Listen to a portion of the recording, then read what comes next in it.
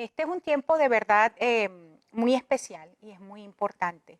Y hemos estado estuvimos estudiando la palabra profética para el año 5781. Ha sido una palabra bastante confrontativa, una palabra, sobre todas las cosas, una palabra que nos ha traído a un nivel de gloria mayor y a un entendimiento y a una revelación de lo que Dios está haciendo en este tiempo.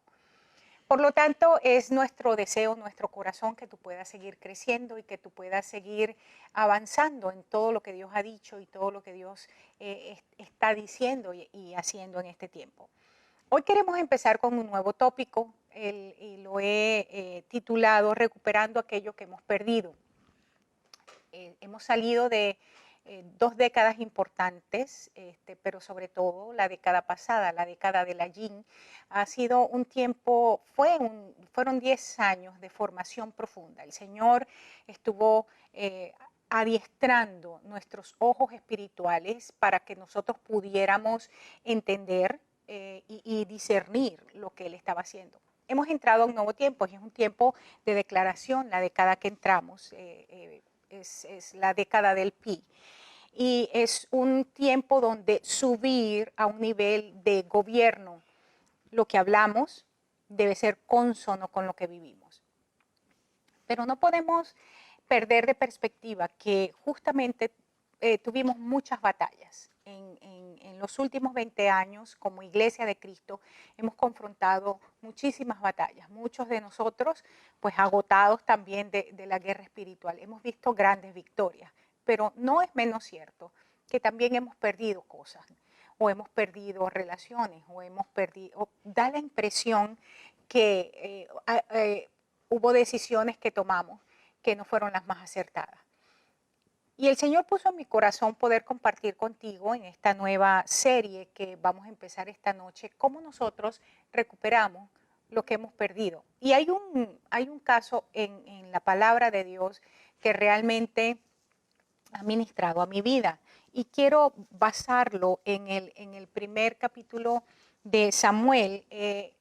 Y aunque vamos a quedarnos en el capítulo 7, en realidad, probablemente los próximos 3 a 4 series, esta es una serie corta, quisiera que pudiéramos centrarnos en la historia. Es interesante que para este momento encontramos en primera de Samuel 4 que a causa de la idolatría de Israel, el pueblo de Israel pierde su elemento simbólico más importante, que era el arca del pacto. Y digo elemento simbólico porque para nosotros ahora es un simbolismo, para ellos era vamos a decir, el lugar de asiento de la presencia de Dios. Perder el arca del pacto, entonces, que contenía estos elementos que eran fundamentales, de los cuales hemos hablado en otras clases, en otras mesas, era vital para el pueblo de Israel. Tener el arca del pacto con ellos representaba que Dios mismo estaba peleando las batallas, estaba presente. Recordemos, y hablábamos en algún momento en la clase pasada, en la mesa pasada, sobre esto, o fue en una de las enseñanzas que di, ¿no? Mencionaba acerca de los hijos de Eli, cómo el pueblo de Israel decide no escuchar la voz de Dios. Para el momento que estamos en el capítulo 7, nos preceden sobre todo 3 capítulos que son sumamente importantes, que nos dan a nosotros una perspectiva del contexto en el cual se desarrolla la historia que hoy queremos tratar y que trataremos en los próximos días. Encontramos que, como todos sabemos, Samuel empieza a desarrollar su ministerio profético, pero desde muy bajo perfil, porque todavía estaba bajo el tutelaje de Elí. Los hijos de Elí, como la misma Biblia los llama, dice que eran los hijos del diablo, vamos a decirlo así, de esa manera, hijos de Belial, eran hombres malvados.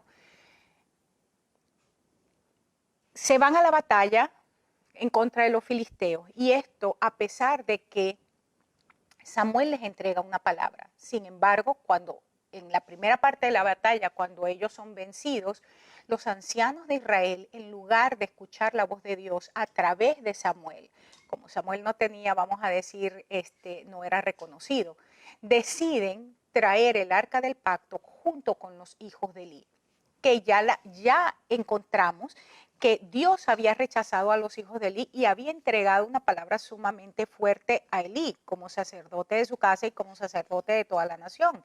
Y era algo que el Señor iba a hacer. Y las últimas palabras que encontramos, vamos a decir, expuestas en la palabra en estos capítulos es cuando Samuel le vuelve a decir a Elí lo que Dios había decidido, y las palabras de Elí fueron que Dios haga como quiera. En otras palabras, a Machado, o sea, como que si lo lees así muy, vamos a decir poéticamente, dices, oh sí, que Dios haga lo que quiera, pero en realidad era un hombre con un problema de carácter y dijo que Dios haga como le dé la gana, ¿no? En lugar de arrepentirse y en lugar de buscar de Dios. Pero siguiendo con el contexto, encontramos que entonces los ancianos de Israel llevan a los hijos de Elí junto con el arca a la guerra, y en esa guerra nuevamente Israel es vencida, pero pierden el arca.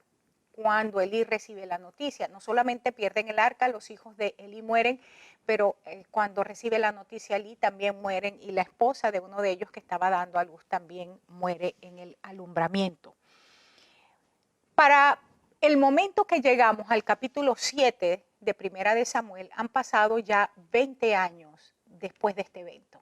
20 años que el pueblo de Israel estaba sin la presencia del Señor. Recordemos que eso era lo que significaba el arca. El arca tenía 3 elementos importantes dentro de ella, que era la vara que reverdeció, que tenía que ver con un liderazgo de autoridad y aprobado por Dios. Tenía las tablas de la ley, que tenía entonces que ver con toda la legislatura o la legislación, la constitución de una nación que había sido escogida por Dios para ser una nación santa, una nación apartada de reyes y sacerdotes en medio de las naciones de la tierra. Y se me fue de repente las 3 cosas que contenía el maná. Y el maná representaba la forma milagrosa como Dios los había sustentado durante el desierto. Ahora bien, cuando ellos pierden el arca, estamos diciendo que dentro de los elementos simbólicos que estaban dentro de eso, estamos hablando entonces de una constitución, una nación que se queda sin constitución, una nación que se queda sin un liderazgo aprobado por Dios, y una nación que empieza a caminar en sus propias fuerzas, porque esa obra milagrosa de Dios de sustento, de cuidado, entonces también desaparece. Ahora, cuando estamos entonces diciendo que el arca es llevada al campamento filisteo por aquellos 5 reyes que fueron, entonces estamos diciendo que en realidad lo que le pasó a Israel es que perdió el respaldo de Dios. Y yo quisiera que por un momento tú hicieras un análisis introspectivo y pudieras mirarte a ti mismo como mujer, como hombre de Dios, como ministerio, aún que podamos mirar la condición de la iglesia en nuestra nación, aquí en Estados Unidos, en nuestras naciones. Dios nos ha dado la bendición de poder viajar a muchos lugares y ser parte de lo que es la iglesia de Cristo en muchas otras naciones. Y pudiéramos decir que una de las cosas es que en los últimos 20 años la institucionalización de la iglesia ha sido tan fuerte que hemos perdido el respaldo de Dios en muchísimas áreas. Hace mucha falta presencia de Dios. Incluso hemos estado en esta nación bajo un fuerte escrutinio y un bombardeo por todas partes. Estoy hablando como iglesia de Cristo. Y pareciera que la iglesia en este tiempo se ha quedado como sin voz. Lo que simbólicamente en el mundo físico ha estado ocurriendo, que nos han puesto como un bozal, o sea, algo que nos tapa la boca y nos han encerrado en 4 paredes, parece que se ha extendido en el mundo espiritual. Ciertamente, la verdadera eclesía, y siempre me gusta hacer diferencia en esto, la verdadera eclesía del Señor, la verdadera iglesia de Cristo que está esparcida por toda la tierra, siempre avanzará gloriosa. Pero no es menos cierto que, como enseñábamos en la mesa de mentoreo pasada, hay una generación, Elías, que de alguna manera se ha sentido sola porque hay muchísimos profetas, ciertamente mucha gente que no ha doblado sus rodillas delante de los Baales, pero que está encerrada en cavernas. Y estamos en un tiempo donde como gente de Dios necesitamos recuperar esa presencia activa del Espíritu Santo en medio nuestro, de tal manera que podamos enfrentar al enemigo, que podamos enfrentar los desafíos, que podamos enfrentar las circunstancias y tener la convicción absoluta de que vamos a poder salir adelante en gran victoria, caminando de gloria en gloria, avanzando de victoria en victoria, tal como Dios nos diseñó. Ahora bien, me gustaría ver con ustedes esta primera parte de este pasaje, y porque les vuelvo a decir, es una serie corta, pero vamos a estar unos 3, 4 programas en esta serie. Y hoy me gustaría que pudiéramos leer el pasaje y vamos a centrarnos en lo que significa desde la perspectiva de Dios en el Antiguo Testamento el arrepentimiento. Por supuesto que lo vamos a ver a la luz de toda la palabra, incluyendo el Nuevo Testamento. Vamos a estar entonces en 1 Samuel 7 y vamos a ver los primeros 3 versos que es donde vamos a estar basando nuestro estudio en este día. La vamos a hacer en Reina Valera del 60. Dice, vinieron los de Kiriat Yarim y llevaron el arca de Jehová y la pusieron en casa de Abinadab, que estaba situada en el collado, y santificaron a Eleazar su hijo para que guardase el arca de Jehová. Para este momento ya el arca había sido retornada, porque parte de lo que ocurre en estos capítulos previos, después que mueren los hijos de Elí, después que muere Elí, que pasa toda esta situación, estos príncipes filisteos, que fueron 5, se llevan el arca. Y dice la palabra que Dios hirió a todos estos príncipes de estas 5 naciones filisteas, más al pueblo, los hirió con una plaga de tumores, que cuando vamos al original nos encontramos que era un problema de tumores en las hemorroides. Básicamente es la impresión que da a partir del estudio de la palabra, pero no fue solamente una enfermedad en el cuerpo, dice que también trajo una plaga de ratones para este momento. Ellos vienen, dice en el capítulo 6, le preguntan a sus adivinos y a sus magos, ¿cómo hacemos para que el Dios de Israel, fíjense lo que es tremendo, gente del enemigo, gente de oscuridad, hijos de oscuridad, tratando de buscar también en oscuridad, ¿cómo hacemos para que el verdadero Dios nos perdone? Y ellos reciben este consejo, dicen, ustedes no pueden entregar eso así por así, tienen que hacer una ofrenda a Jehová para que los perdone y luego montar eso en un carro para que se vaya. Encontramos el nombre de la ciudad, que era la ciudad fronteriza allí con este pueblo de los filisteos, y si llega ahí sin ser dirigido ni por nadie, ustedes saben que fue Dios el que estuvo metido en todo esto. Ellos hacen, dice, por cada príncipe hicieron en oro, en la forma de aquellos tumores, hacen esa bola de oro, pero simbolizando el tumor, y también los ratones, y dice que eso fue lo que le ofrendaron al Señor. Ahora, dice que llega a Kiriat Jearim, ahí se lleva el arca de Jehová y la ponen en la casa de Abinadab, porque el primer pueblo al que llega, ellos que estaban felices llaman a los levitas bajan el arca del carro donde llegaban, pero ocurre que el Señor mató a un montón de gente de ese pueblo, siendo del pueblo de Dios, y dice a causa de que ellos miraron dentro del arca, cosa que no les estaba permitido. Entonces ellos llaman a los de Kiriat Jearim para que se lleven el arca del pueblo, y dice que entonces se la llevan y ellos hacen una escogencia, la casa de Abinadab, y de Abinadab escogen a uno de sus hijos, Eleazar, y lo consagran para que guardara el arca. Verso 2. Desde el día que llegó el arca a Kiriat Jearim, pasaron muchos días, y entonces establece 20 años. O sea, fueron los meses que estuvo con los filisteos y luego 20 años más estuvo el arca, no en el lugar donde le correspondía, sino en la casa de Abinadab, siendo Eleazar su hijo apartado para, vamos a decirlo así, apartado para el ministerio de cuidar el arca, se queda allí el arca por 20 años. Sigo leyendo, dice, y toda la casa de Israel, porque esta parte es importante, lamentaba en pos de Jehová.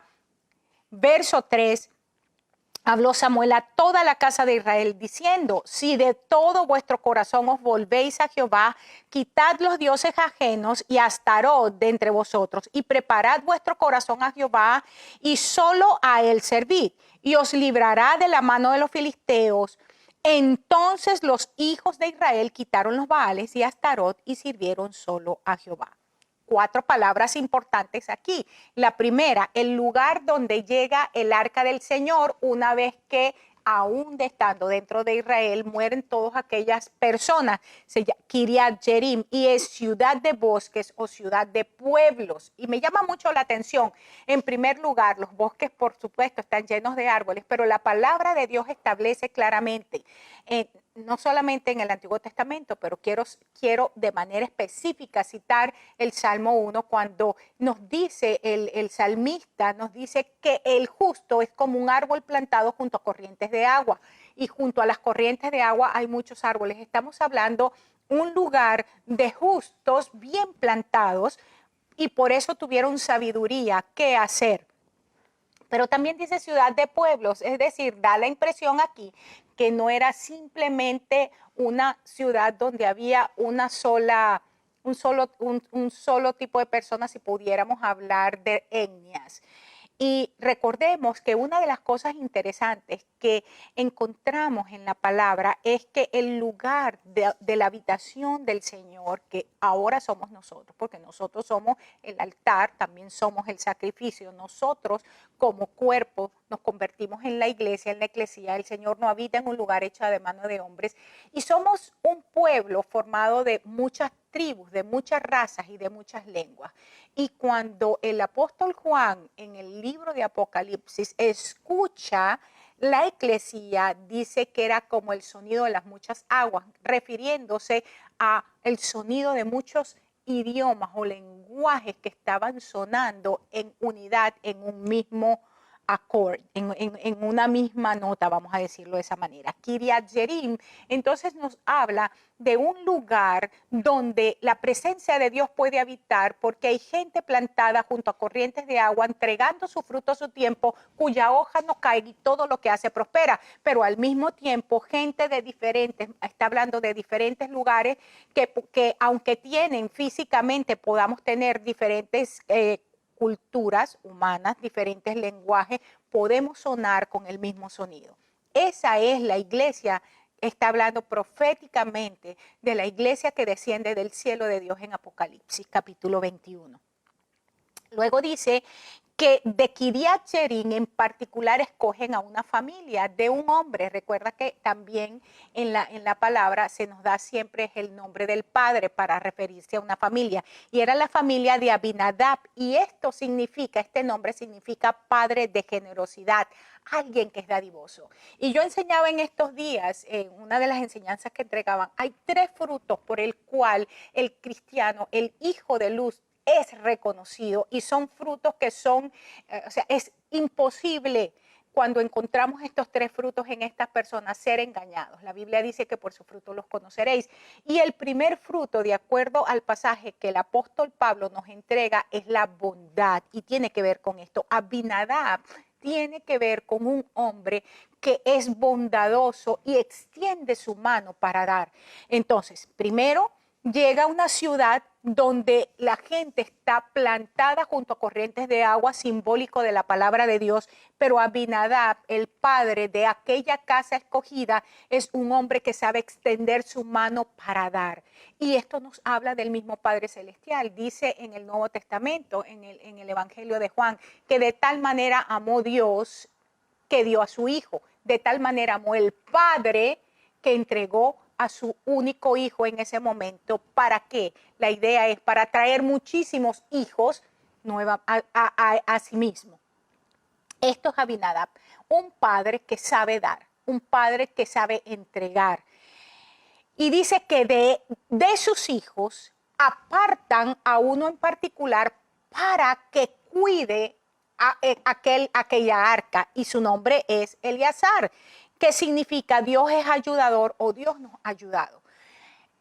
Nosotros encontramos cuando el Señor está animando al pueblo de Israel a restaurar en el tiempo de Nehemías, en el tiempo de Zorobabel, a través de los profetas que estaban profetizando en ese tiempo, el Señor le entrega una palabra a los edificadores y les dice, no es con fuerza, o sea, no es con tus habilidades, no es con tus destrezas, no es con tu inteligencia, no es con poder, no es con tus recursos, no es con lo que tú tienes en la mano, no es con fuerza ni con poder, sino es con el Santo Espíritu de Dios que la casa se edifica, que la casa se restaura. En otras palabras, Eleazar representa un liderazgo que entiende que el poder guardar, el poder ser, vamos a decir de esta forma, un administrador, de acuerdo a lo que dice el apóstol Pablo en el Nuevo Testamento, cuando está hablando de que debemos operar en los dones, dice el que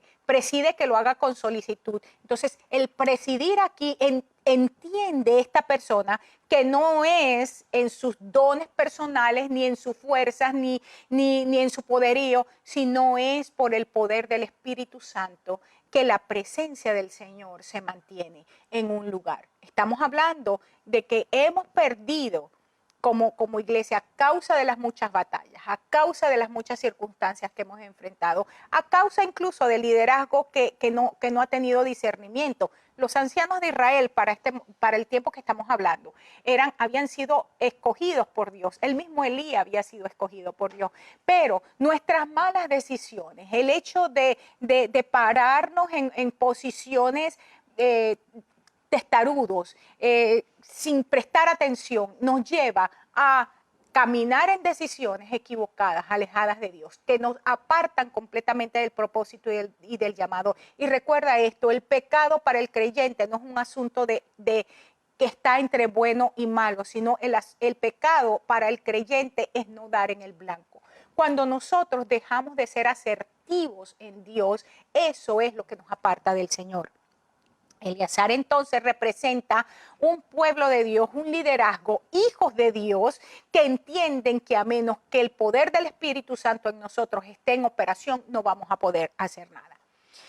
Y dice que por 20 años, antes de que el arca llegara a este lugar, por 20 años toda la casa de Israel lamentaba. Y quiero que veas esta palabra. La palabra lamentar aquí es una palabra interesante, que es la palabra najá, que significa gemir, llorar, y tiene que ver con la idea de llorar a gritos. Yo vengo de la iglesia pentecostal y déjame decirte, gran parte de mi enseñanza y mi fundamento en el Señor es, gracias al Señor, fue en esta iglesia. Así que el comentario que estoy haciendo o que voy a hacer no es que yo esté en contra de la iglesia pentecostal, pero déjame decirte, una de las cosas que la iglesia pentecostal y el movimiento carismático, estamos hablando entonces en lugar de la iglesia pentecostal, del mover pentecostal que inicia a principios del siglo XX y luego un poco más allá, a mediados de siglo XX, en los 60, 70, inicia el mover carismático, ambos de Dios, ambos con una revelación tremenda del Señor. Sin embargo, nos quedamos en un mover donde nosotros pensábamos que solamente por llorar, por tirarnos en el suelo y por lamentar, Dios nos iba a escuchar. Aquí dice que el pueblo de Israel, la iglesia de Dios de ese momento, Israel representa la iglesia de Cristo en ese momento que había perdido la presencia del Señor, ellos pensaban que era suficiente reunirse para ponerse a llorar. ¡Ay, Señor, te perdimos! Señor, hicimos mal. Señor, estamos en pecado. Esa no es que sea una mala actitud, pero si nosotros nos quedamos solamente en eso, tenemos un problema. Nos pasan los años y no vemos cambio. Lamentar, najá. Ahora fíjate esto. Quiero que veas algo. Necesitamos entender, y no quiero salirme del punto de lamentar, porque lo primero que necesitamos entender es que nuestra actitud frente al conflicto va a determinar el resultado.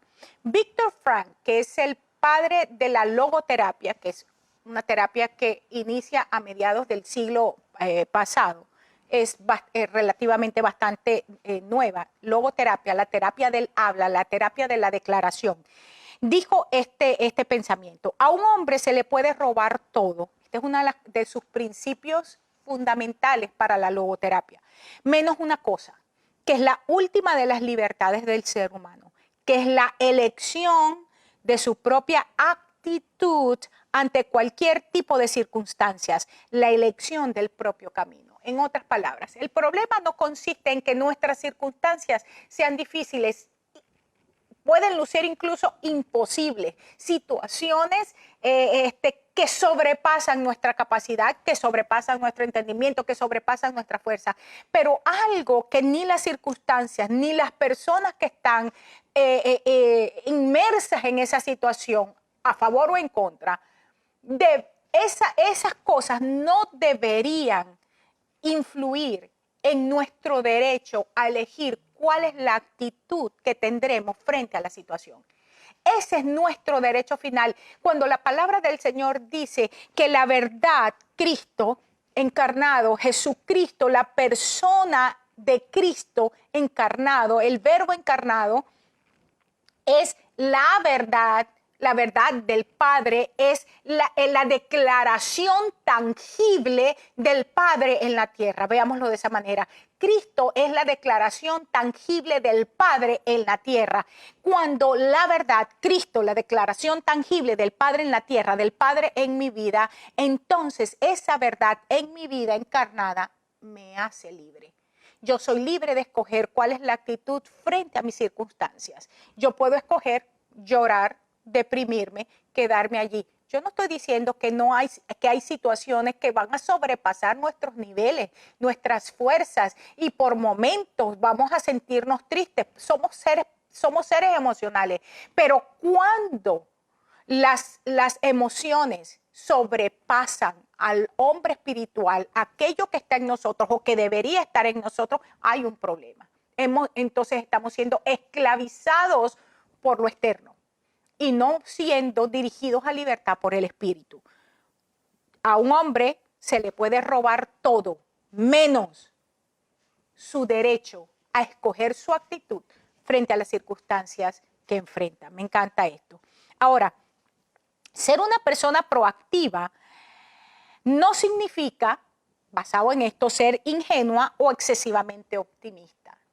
Cuando estamos frente a una situación de imposibilidad, una situación que tiene un diseño llamado destrucción, para destruir nuestra identidad, para destruir nuestro llamado, para destruir nuestro ministerio, para destruir el trabajo de 30 años, cuando ese rótulo está allí, un diseño diabólico infernal, nosotros podemos decidir ser capaces de tomar las riendas de nuestra propia vida. ¿A quién le entregas tú tu vida? ¿A un hijo desagradecido o te salió malo? ¿A un marido que te engañó? ¿A una iglesia que te hirió? ¿A gente a la que ayudaste y te salió mal agradecida? O sea, ¿a qué le entregas tú las riendas de tu vida? ¿A un trabajo que lo tienes hoy, que lo puedes tener por 10 años y al día siguiente de los 10 años, te entregan una plaquita y te dicen gracias por su trabajo, pero está despedido? ¿A quién le entregas las riendas de tu vida? El ser proactivo no es ni ser ingenuos, ni ser tontos, ni quedado, pero tampoco es que, ay, no, yo no voy a declarar nada malo, porque ese es el otro extremo. Yo solo voy a declarar lo bueno y declarar lo bueno de la boca para afuera porque no lo estoy asimilando ni me está alimentando mi alma y mi espíritu. Tomar las riendas de mi propia vida significa que yo entiendo que estoy fundamentado en la palabra de Dios y que cuando vienen los vientos, cuando vienen las mareas, cuando vienen todas aquellas cosas que pegan con ímpetu a la casa no cae porque está sobre la roca. La segunda cosa del ser proactivo significa que yo puedo asumir la responsabilidad de mis propios actos. En otras palabras, no siempre, déjame decirte algo y con toda la convicción, en primer lugar, y también con la experiencia de vida. Habrán momentos que nosotros cometeremos actos que de alguna manera van en contra de nuestra naturaleza en Dios. ¿Por qué? Pablo lo decía de esta manera: ¿quién me separará a mí de esta naturaleza de muerte? Estamos en el cuerpo, pero vivimos en Cristo y estamos juntamente crucificados con Cristo. Y algo que es importante, permíteme hacer el paréntesis: nosotros no somos pecadores, porque esa palabra pecador significa practicantes del pecado. Nosotros fuimos redimidos del pecado y de la muerte. Que caemos es otra cosa, que fallamos, por supuesto, que cometemos, que tomamos decisiones equivocadas, claro que sí, pero eso no significa que mi naturaleza sea de oscuridad, ni mi naturaleza tampoco es pecaminosa, porque yo tengo la naturaleza de Cristo. Ahora bien, cuando el Señor, hablando de David, dice que David tenía el corazón conforme al de él, fíjate, le estaba diciendo a un hombre que había asesinado, le estaba diciendo a un hombre que había engañado, le estaba diciendo a un hombre que se robó la mujer de su mejor amigo. ¿Pero por qué dice que tenía el corazón con respecto al de él? Porque David era un hombre que era rápido, estaba presto a arrepentirse. Esa es la clave. Cuando yo asumo la responsabilidad de mis actos, cuando yo puedo reconocer por mí misma, esto es lo que yo hice, y reconocer, esto lo hice fuera del orden de Dios.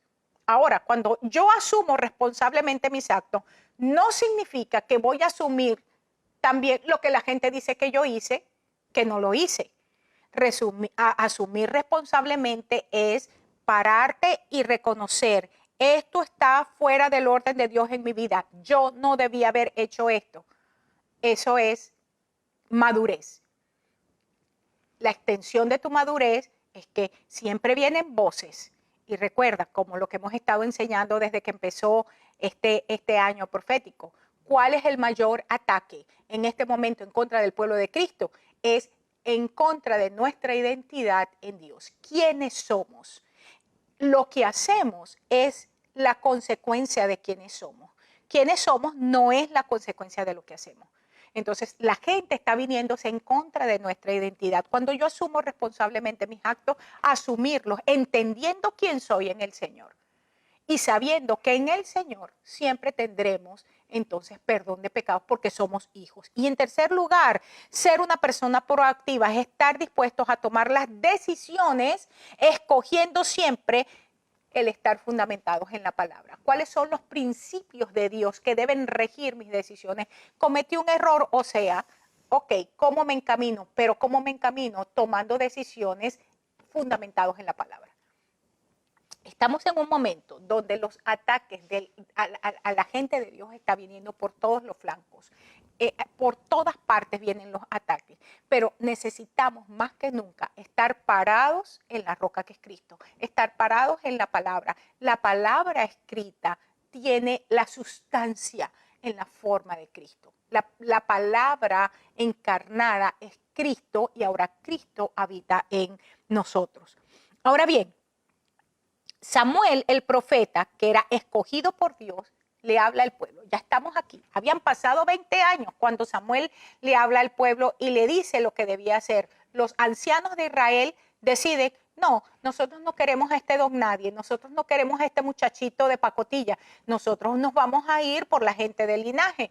Van, buscan el arca y se traen a los hijos de Belial para que estén frente a la batalla. Consecuencia, se pierde la batalla, se pierden las vidas de hombres valiosos y se pierde el arca que representaba la presencia. 20 años después, Samuel se vuelve a parar y dice: nosotros necesitamos venir delante del Señor. ¿Qué significa Samuel? Oído de Dios. Y la pregunta que necesitamos hacernos a este nivel es: ¿a quién estamos nosotros escuchando? ¿A gente que escucha a Dios y que Dios lo escucha a él? Porque esto es una cuestión de dos vías. Una es que yo escuche a Dios y que desee caminar en lo que Él está diciendo. Y la otra, que es tan igualmente importante, es si Dios me escucha. Samuel escuchaba a Dios, ya lo había demostrado. Dios le empieza a hablar siendo muy niño, mientras estaba bajo el tutelaje de Elí. Pasan 20 años, siguió creciendo, siguió desarrollándose. y que su nombre signifique Dios lo oye. ¿A quién tú escuchas? ¿Cuál es el liderazgo que te está llevando adelante? ¿Los hijos de Eli? ¿Hijos de Belial? Gente que lo que hacen es destruir al pueblo de Dios. Ellos estaban instituidos, escúchame bien esto, porque los hijos de Elí, junto con Elí, habían sido escogidos por Dios para la obra del ministerio. No habían sido apuntados por el hombre. Sin embargo, dentro del posicionamiento que Dios les había dado, ellos se corrompen. El padre, ¿cómo se corrompe? Se corrompe dejando de traer la disciplina que tenía que traer. Y los hijos se corrompen haciendo lo que les daba la gana y forzando al pueblo de Dios a hacer cosas que a ellos no les correspondía forzar ni hacer. ¿A quién estás escuchando? ¿A quién estás siguiendo? Y esto es clave que te lo hagas en este momento, porque muchas pérdidas que hemos tenido, y aquí me incluyo yo, hemos tenido pérdidas cuando hemos estado bajo liderazgo, bajo cobertura, que dejaron de escuchar a Dios hace tiempo. Estoy diciendo que no fueron escogidos por Dios, sí fueron escogidos por Dios, pero en algún momento de sus vidas dejaron al Señor de lado y empezaron a operar en su propio entendimiento. ¿Sabes por qué estamos viviendo el reseteo como iglesia que estamos viviendo? ¿Por qué hemos tenido que empezar de cero? ¿Y por qué Dios ha destruido las estructuras que funcionaron por siglos? Simplemente porque nosotros nos aprendimos de tal manera el abecedario de la iglesia que con los ojos cerrados hacíamos iglesia. Pero era iglesia babilónica, porque nos aprendimos las formas, pero no entendimos la sustancia. Y por eso encontramos ministros, apóstoles, pastores, evangelistas, profetas, maestros, tocando y violando a la novia del Cordero, manoseando a la novia del Cordero, metiéndole la mano, como se dice vulgarmente, a la novia del Cordero cuando no les correspondía, cuando no les corresponde. Y el Señor se cansó de eso y entramos en un tiempo en la historia donde lo que conocíamos como iglesia dejó de ser y nunca más volverá a ser lo mismo. Y gloria a Dios por esto. Ahora todos estamos en un camino que estamos transitando por primera vez. Yo cuando enseñaba hace 2 años acerca de esa entrada, del cambio de liderazgo de Moisés a Josué, el Señor le dijo a Josué, mira Josué, mi siervo Moisés ha muerto. Hubo un liderazgo que sirvió al Señor y físicamente, en lo natural, hemos visto hombres y mujeres de Dios impresionantes que han estado muriendo en el año pasado, desde el año antepasado, este mismo año. Gente que representa y que representó un mover de Dios espectacular e impresionante. El camino que estamos transitando como iglesia en este tiempo es un camino por el cual no había caminado esta generación y nos corresponde a nosotros. Ahora hay una generación, Josué, que el Señor ha estado levantando para llevar a su pueblo a poseer, a conquistar. Y no significa que Josué se la sabe todas porque conocía el camino, no, tiene que depender. O sea, la generación Josué es una generación que necesita de Dios para poder avanzar en el tiempo que tiene por delante y poder traer al pueblo a su lugar de conquista, al lugar de la herencia.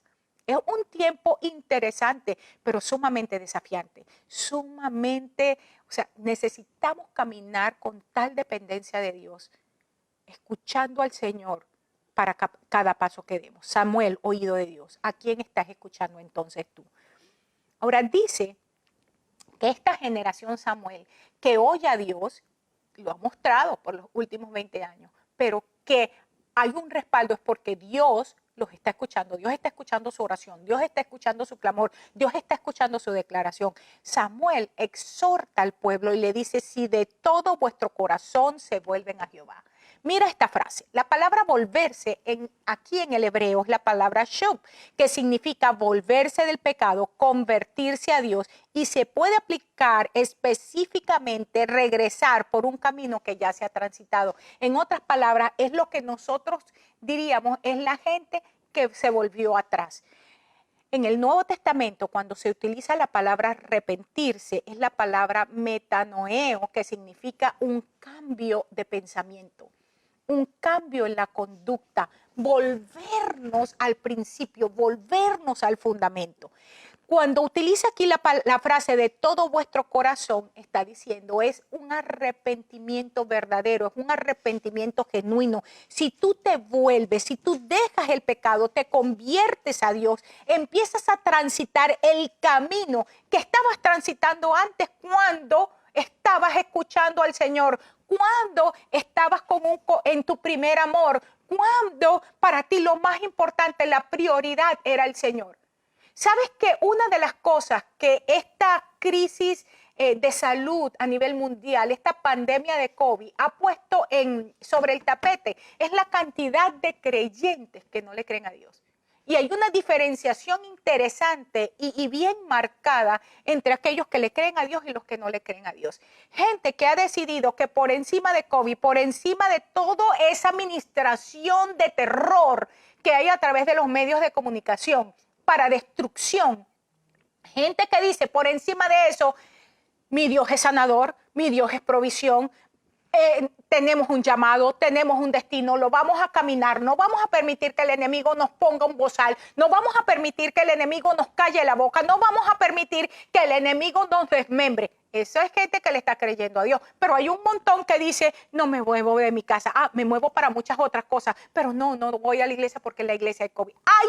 Y cuando estoy hablando de iglesia, no estoy hablando de un edificio, estoy hablando de la comunión de los santos. Estamos en un tiempo donde necesitamos volvernos a Dios. ¿Quién es el origen? ¿Quién es la fuente de mi provisión? ¿Quién es la fuente de mi vida? ¿Quién me sostiene? ¿Quién me sustenta? ¿Quién me guarda? ¿A quién estoy escuchando? ¿Estoy escuchando a la media o estoy escuchando a Dios? ¿Estoy escuchando a la Organización Mundial de la Salud o estoy escuchando a Dios? De todo nuestro corazón significa arrepentirse verdaderamente. Cuando Juan, aquí en Mateo 3:1, dice que predicaba desde el desierto, desde un lugar de muerte, desde un lugar de pandemia, desde un lugar donde todos los días escuchamos que se murió gente. Desde ese lugar hizo una declaración, arrepiéntete, porque el reino de los cielos, en el caso de él dice, se ha acercado, y Jesús luego dice, el reino de los cielos está entre ustedes. Y te decía que la palabra arrepentirse significa pensar diferente. Reconsidera la forma como has estado caminando, reconsidera la forma como has estado produciendo el sostén de tu hogar, reconsidera la forma como has estado relacionándote con tus hermanos en Cristo, con el cuerpo de Cristo. El arrepentimiento, y esto lo tomé literalmente de algún tema que hice en algún momento sobre el arrepentimiento. El arrepentimiento nos lleva a cambios genuinos y radicales en nuestra vida. Arrepentimiento no es llorar. ¿Qué fue lo que estaba haciendo Israel por 20 años? Se reunían a pegar gritos, a moquear y a llorar. Se nos fue la presencia, Dios mío, se nos fue la presencia. Arrepentirse significa hacer un cambio radical, cambiar nuestra forma de llorar incluso. No somos víctimas de nada ni de nadie. Somos hijos, herederos y coherederos juntamente con Cristo, sentados en lugares celestiales juntamente con Él, y desde allí gobernamos. Cuando nosotros empezamos a ver las cosas desde esa perspectiva, tiene que haber un cambio. Mientras que el remordimiento, el lamento, el ponerme por 20 años a llorar, se me fue el hijo, no me quieren, me están acusando. O el simple pesar no es por el pecado mismo, sino por las consecuencias penales del pecado en nuestra vida. Es que no me quiere, es que me abandonó, por mi culpa, por mi gran culpa. ¡Wow! Me quemo, me corto las venas, por favor. Cuando se secan las lágrimas del dolor, fácilmente se regresa a la misma forma pecaminosa. Arrepentimiento significa que cambio mi forma de pensar, y mi forma de pensar cambia mi manera de vivir, necesariamente. De lo contrario, es simplemente el mismo lamento que tenía el pueblo de Israel por 20 años porque el arca de Jehová se había perdido. Se la habían llevado los filisteos y ahora estaba en otro lugar. Pero el profeta no se queda en que necesitan arrepentirse. Necesitan sacar los Baales, necesitan sacar a los dioses ajenos. ¿Cuáles son los dioses ajenos? En este momento, uno de los dioses a la cual se están postrando los cristianos es la salud. Ay, no me muevo porque me va a dar algo. Solo a Él servir. Que Jehová sea su único Dios. ¿Y qué es la palabra servir? Es la palabra abad, que significa todo lo que yo trabajo, en todo sentido. El trabajo, la obra que estás haciendo en todo sentido tiene que ser para traer honra a Dios, para adorar a Dios, y es una forma de sujetarte a Dios.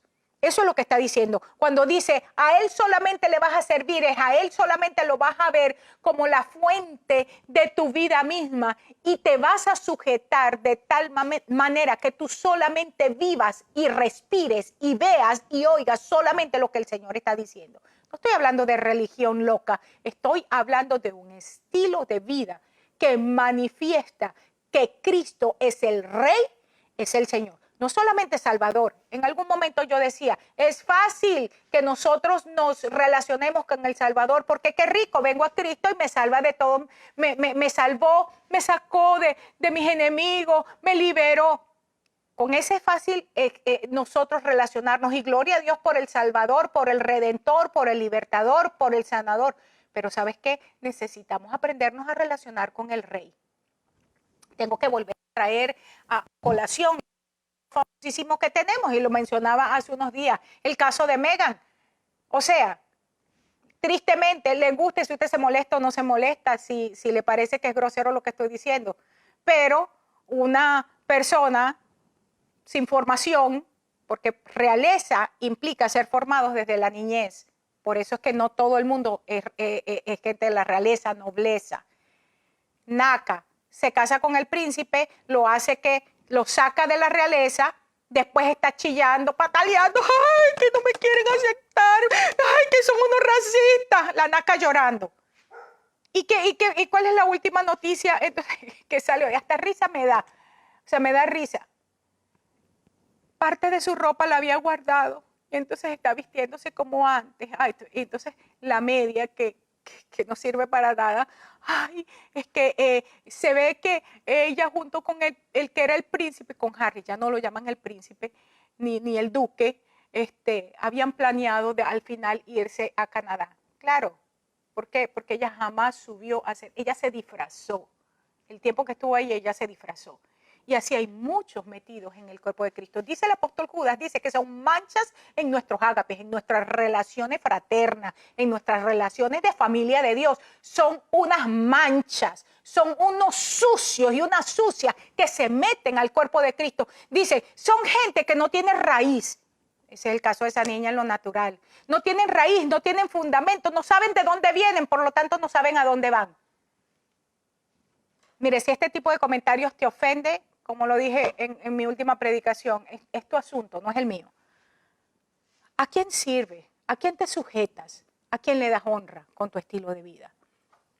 En Éxodo 34:14, ¿sabes que yo había leído este pasaje muchísimas veces y lo he citado? Y hoy este pasaje cobró un nuevo sentido para mí. Dice, no adores a ningún otro Dios, pues el Señor es muy celoso. Y dice, su nombre es Dios celoso. Estudiamos todos los nombres de Dios, Jehová Jireh, Jehová Rafa, Jehová Nishi, pero no estudiamos el nombre celoso. Dios es Jehová celoso, Dios celoso. Jehová Caná, y su nombre ese celoso, Caná, significa que está lleno de celo de justicia. Estamos hablando que llegaron a la casa de Abinadab. ¿Por qué escogen a Abinadab? Por ser un hombre dadivoso, bondadoso.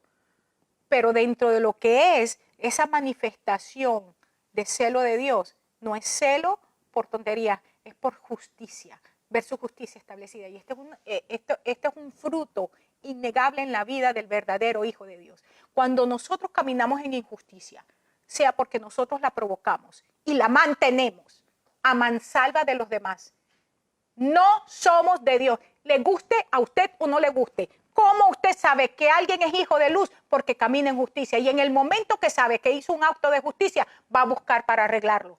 Pero una persona que abiertamente procura Y aún lo dice, mantener situaciones de injusticia es un hijo o una hija de Belial. Así de simple. Y no lo discuta conmigo, búsquelo en la palabra. Dios es un Dios celoso y ese celo es celo de justicia. Esa es la palabra caná. En Isaías 42:8 dice, yo soy Yahvé, ese es mi nombre. Y no le voy a dar mi gloria a otro, ni voy a permitir que adoren a los ídolos en lugar de adorarme a mí. Nueva versión internacional. No es el Dios que está predicando la gente en este momento. Oh, he's so gracious. Oh, está tan lleno de gracia que yo puedo revolcarme como un vil cochino o puerquito, el nombre que usted le dé en su país, en la cochinera, en el sucio más terrible que hay. Pero Dios es tan bueno que Él incluso se revolcará conmigo en la cochinera. No es verdad. Dios no va a compartir su gloria con nadie. Y si tú eres hijo de luz, si tú eres hijo de Dios, simplemente no te lo va a permitir. Y si tú puedes decir amén a esto, eres hijo de luz. Si tú no puedes decir amén, necesitamos llevarte al arrepentimiento verdadero para que conozcas al Señor como Rey y como Dios. No sé cuánto tiempo me queda, pero debo estar cerca de terminar. 5 minutos. Cuando Samuel, juntamente con todo el pueblo, entraron en el proceso de arrepentimiento y pidieron perdón, ¿qué ocurrió? Dice allí el pasaje que quitaron los baales de sus corazones. Prepararon sus corazones para Dios. Porque eso fue lo que le dice. Ustedes van a quitar a los baales y a Astaret. No van a seguir adorando a sus dioses. Pero además de eso, prepárense. Preparen sus corazones para Dios. ¿Qué significa la palabra preparar? Esta palabra en sí misma, y la vamos a ver en la próxima mesa completamente. Quizás nos quedaremos solamente viendo lo que significa kun, porque es toda una enseñanza. Pero kun significa establecer, estar listo, ser oportuno, apropiado y de forma inalterable. Ahorita vamos simplemente a revisar el concepto por encima para ir cerrando el día de hoy, pero vamos a revisar esta palabra completamente. Kun denota estar asentado, estar parado con firmeza, anclado y afirmado con seguridad. Éxodo 19:11 lo establece de esta forma. Dice, estén preparados, kun, para el día tercero, porque al tercer día Jehová descenderá a los ojos de todo el pueblo sobre el monte Sinaí. Para tú poder recibir una revelación de Dios en el tiempo que estamos viviendo, porque estamos en el tercer día, tú necesitas estar afirmado, anclado. ¿Ahora dónde? Dice que nadie pone otro fundamento, que el fundamento es Cristo. Ahora, que cada uno tiene que mirar cómo sobreedifica, cuáles son los materiales, pero no vamos a mirar solo los materiales con los que estamos sobreedificando. Necesitamos estar anclados en la roca, que es Cristo, en la piedra angular, que es Cristo. Dice, ustedes tienen que estar anclados, firmes, de manera inalterable, inamovible en el fundamento que es Cristo, porque en el tiempo que estamos viviendo, el Señor va a descender, está trayendo una revelación que sobrepasa nuestro entendimiento. Eso es lo que está ocurriendo. Kun. Ampliando un poco el matiz de esta palabra, kun significa señalar aquello que es oportuno. Moisés le dijo al faraón, no es oportuno, no es conveniente, no es apropiado que lo hagamos así, porque ofreceríamos como sacrificio a Jehová lo que es una abominación a los egipcios. ¿Qué le estaba diciendo Faraón? Mira, ustedes me hacen el favor, ustedes no van a salir para ninguna parte, hagan sus sacrificios aquí. Y él dijo, no, de esa manera no es. Nosotros tenemos una forma de ofrecer. Dios, nuestro Dios es celoso y hay una manera de llegarnos a Él. Esto, por cierto, que en sí misma es toda una enseñanza. No, como es para Dios, dale lo que tú quieras, como tú quieras, al fin y al cabo, Dios sabe, Dios conoce las circunstancias, Dios conoce el corazón. Hay una forma de ofrecer el sacrificio, hay un lugar donde ofrecer el sacrificio. Hay sacrificios que tú puedes ofrecer en cualquier lugar, pero hay sacrificios específicos que Dios pide en lugares específicos. Las fiestas, por ejemplo, lo encontramos. Vamos a decir, ¿son señales que fueron establecidas? Sí. Entonces, miremos cuáles son. Tiempo de tabernáculos, en el tiempo en el que Dios se hace carne en medio de su pueblo, hay que subir a Jerusalén a ofrecer sacrificio. no es fuera del Señor. Éxodo 8:26, porque es una abominación y es igual que ofrecer a los dioses egipcios. Y dice que desde ese día en adelante, que ellos se arrepienten y que preparan su corazón. Con esto voy a ir terminando, voy cerrando. Desde ese día en adelante, el Señor permitió que el pueblo de Israel recuperara todo lo que el diablo le había robado. Escúchame, estamos en nuevos tiempos de restitución. Estamos en un tiempo de restauración, pero me gusta más la palabra, son dos cosas distintas, restaurar y restituir. Y yo le estoy creyendo al Señor de una manera sobrenatural por la restitución. Hace 6 meses yo recibí una palabra del Señor que me decía, el Señor te va a restituir el tiempo perdido en algo específico. Estamos en un tiempo de restitución. ¿Hemos sufrido pérdidas? Claro que sí. Todos nosotros en diferentes áreas, familiares, relacionales, ministeriales, trabajo, finanzas, cosas por las cuales luchamos muchos años, pero estamos en un tiempo de restitución. Hemos perdido algunas batallas, hemos pasado varias batallas y hemos perdido algunas de ellas. Hemos tenido que derramar muchas lágrimas. Muchos de nosotros, estando en el proceso del Señor, hemos llorado. Sí, se ha roto nuestro corazón, sí, pero ha llegado el día de la restitución. Estamos justamente en esa ventana de Dios y esta es la razón por la cual Dios me mueve a entregar este mensaje. Va a ser corto, pero yo espero en el Señor que tenga tal sustancia y tal profundidad en el Señor que tú puedas recibir lo que Él está entregando. Y se hace necesario que de la misma manera que Israel en este momento, en este pasaje que estamos estudiando, junto con esa generación profética Samuel, tomemos una decisión de volvernos a Dios con todo nuestro corazón e iniciar una nueva historia de amor con nuestro Señor y nuestro Salvador, con nuestro refugio, con nuestra fuente de vida. Yo espero en el nombre del Señor que esta palabra que apenas empecé a compartir contigo en esta nueva serie, recuperando aquello que hemos perdido, sea una palabra que en primer lugar te confronte con tus actitudes, con tu forma como estás viviendo, pero que al mismo tiempo sea una palabra que traiga esperanza, porque Dios es un Dios de esperanza, Dios es un Dios restaurador y Dios es un Dios que nos levanta del lugar donde nos hemos caído, no nos deja caídos. Y para mí es de mucha bendición saber, volviendo al pasaje, a uno de los pasajes que leía, el Señor no va a permitir que nosotros le demos la gloria a otro Dios, ni nos va a permitir que nos revolquemos delante de dioses ajenos cuando somos hijos de luz, cuando somos sus hijos amados, tenemos su ADN, tenemos la esencia de nuestro Dios en nosotros.